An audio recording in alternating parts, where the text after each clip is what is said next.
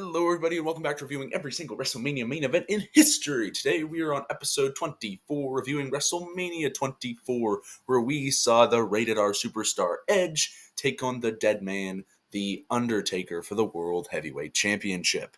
This match has been highly praised by most who've seen it. Dave Meltzer gave it a 4.25, and it's rated about an 8.9 out of 10 on Cage Match.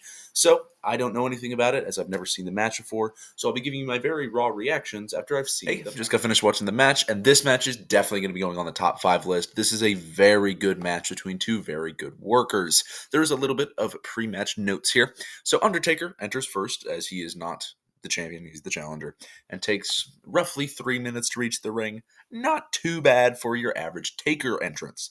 Edge is following as defending champion, along with his pseudo-girlfriend at the time, Vicky Guerrero, who kisses him and then leaves. She's wheeled in by Teddy Long, who looks like he would want to be anywhere else but here. Like, he comes out and he's just going... like, he looks so bored. So Edge, a little note here, was going into both this match with Undertaker and WrestleMania as a whole undefeated against Taker and at the Show of Shows. So Edge, at the very beginning of the match, kisses the belt goodbye, insinuating what will happen at the very end. And then the match begins. So they alternate control for a while, pretty boring. Undertaker gets definitive control after a couple minutes. They alternate quite a bit. Edge dodges a drop kick, throws Taker outside the ring, and keeps pushing him into the barricade. And it's weird. Like, he'll drop kick Taker, Taker lands on the barricade. Taker stands there stunned. Edge rolls back in the ring, bounces off the rope, drop kick into the barricade again. A baseball slide, basically. Baseball slide, barricade, over and over and over again. Does it like 3 times. It's really boring. I don't know why he keeps doing it. So Adam, also known as Edge, brings Mark, also known as Taker, into the ring and beats him down. He goes for the top rope, but Edge falls off because of Taker and gets pushed. But he doesn't land normally how you would want to land. Because normally, in that kind of a bump, maybe you want to land maybe on your forearms, maybe as flat as you can, I guess, with still protecting your head.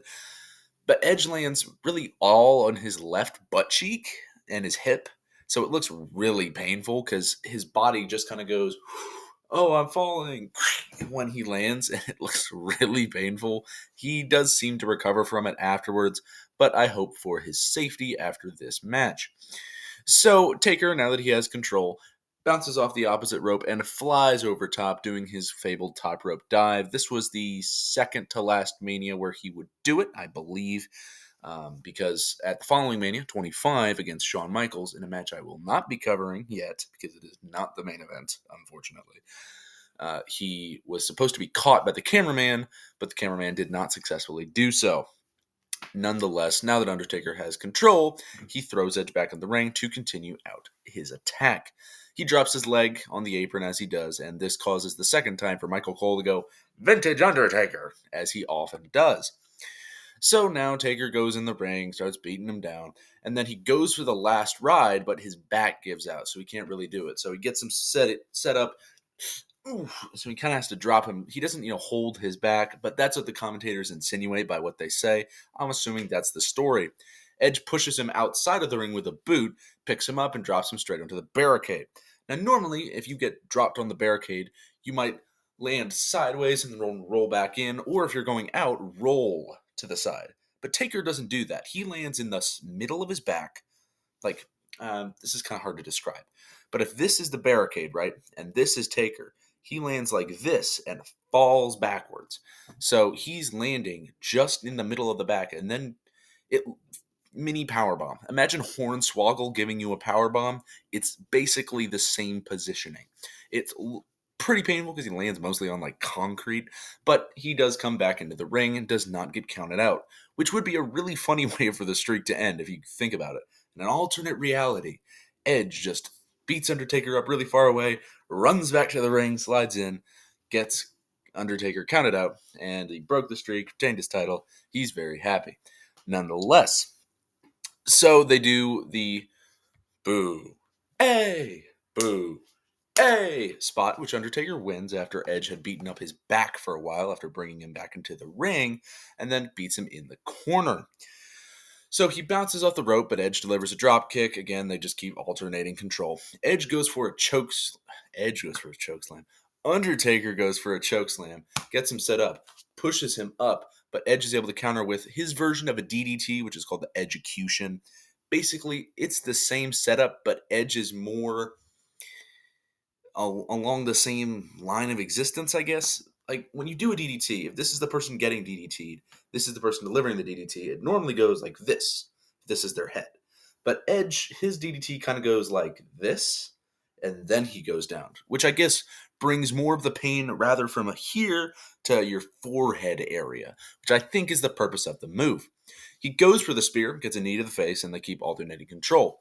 Undertaker tries old school, but Edge pushes him down, lands Taker right on his little urns. That's how I'm going to phrase it, because I couldn't think of anything more creative in the 3 seconds that I had while I thought of that joke inside my head while trying to say what's going on in the match at the exact same time, which is just the reality of life as a whole. Nonetheless, Edge counters with a superplex. So Edge tries to attack Undertaker in the corner, which is, sometimes in a dark match or you see a match at a live event, the opponent will be standing in the corner, the other guy stands on the second rope and goes 1, 2, and the crowd counts along with him, and then 10, yay, and then they keep fighting. It's that situation where Edge is doing the punches on the head, but Undertaker, because of the positioning he's in, is able to get Edge up for the last ride, and Edge does the silliest I'm in the last ride position face I think I've ever seen. He looks so silly. But Edge is able to escape, drop down, grab Taker's neck breaker. Pretty simple up to this point. A lot of good reversals and setups for finishers that never get landed. Undertaker reverses some sort of strike to set up for an actual last ride, which he does land, but he takes a little bit too long to cover, which is a very common theme for this match. Delivers the last ride, boom, but then he has to lay on the ground. Man, I'm tired. My back hurts. Crawls over to Edge, goes for the cover, but at that point, Edge is able to escape. Taker tries old school again, and this time it works. And he tries a big boot, but Edge is able to duck out of the way, so he hits the referee square in the cranium. Now, Undertaker, being the benevolent baby face he is, says, "Hey, ref, are you okay? Are you all right after that painful move to the skull?" Which allows Edge time to attack from behind. While the referee's down, he can't obviously keep control of the match, so Edge delivers a low blow straight to them, earns, and Taker falls down. Edge rolls out of the ring, abuses a camera guy to take his camera. Like, generally, if you're doing that, maybe you'll go like, "Give me it," and then you take it away. Like, if I use this pillow, for an example, if I'm holding it, maybe it'll get taken away, "Oh, give me that." But he'd like a full on, "Oh, hey," and like smashes it into the camera guy's face and completely knocks him over into some chairs to take it away. He's very rude to this poor cameraman.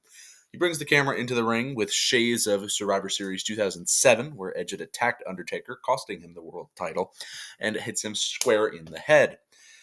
At this point, now, Edge has a lot of control, and he tries to waken the referee so he can get a pinfall. He goes over, he's like, "Hey, come on, get up," which is a little weird for being a heel, but I guess, if you want to get the pinfall, it does technically make sense.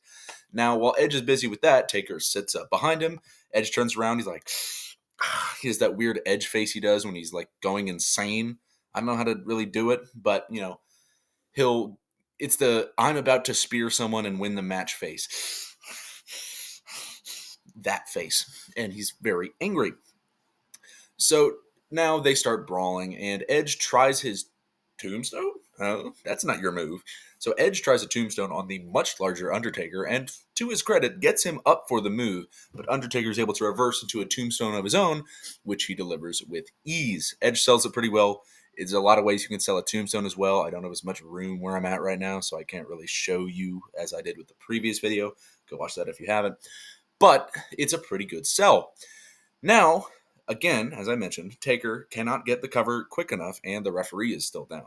So Charles Robinson, in a very famous scene, I'll throw it up on the screen, has to sprint all the way down to the ring, slides in, but by the time he's able to get there, 1, 2, Edge is able to kick out. And even Charles is like, "What?" As the referee, generally they're just kind of, and even if it's a surprise kick out, they'll be like, "Okay, 2. But Charles, he's got the, "Oh, okay." He seems surprised by this. But, sure, why not? So by the time that he's arrived, Once he arrives, the Edgeheads, a group part along with Edge, they're called La Familia. They start running down to the ring, and Taker's like, ugh, these guys. So he has to deal with them, and I think it's Kurt Hawkins and Zack Ryder, I believe. And he punches Ryder off the apron, choke slams Kurt Hawkins off, but completely onto Zack. So it like really hurts both guys. It looks painful. It's as bad as that spot I mentioned earlier with the butt landing. But nonetheless, this distracts Taker long enough so Edge can set up for a spear. He does that, goes in, spear right to Taker, but he's like, I know, Undertaker, that's not going to do enough. So he tries it again, sets up in the corner. Taker starts standing up, kind of does that, how do I describe this? That Randy Orton thing that he did one time where it was him versus Evan Bourne. It was the famous shooting star RKO, where right before he went down, he was like, and then he collapsed. It's basically the reverse of that for Taker. Sorry, it's the reverse of that. If you play that backwards, this is what you get for Taker.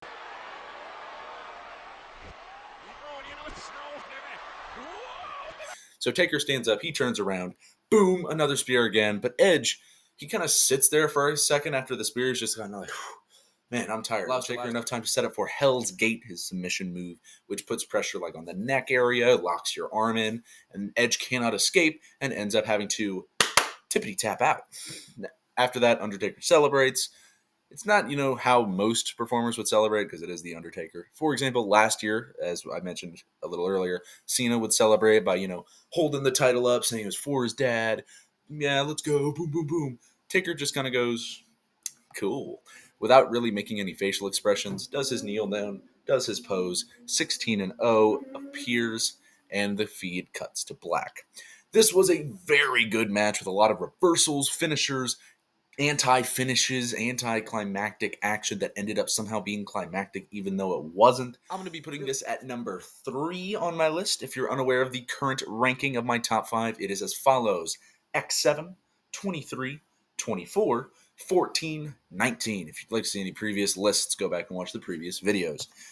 Overall, I'd give this match an A-. It's a very well-worked match by two vets at this point. Both men had been working since the 90s.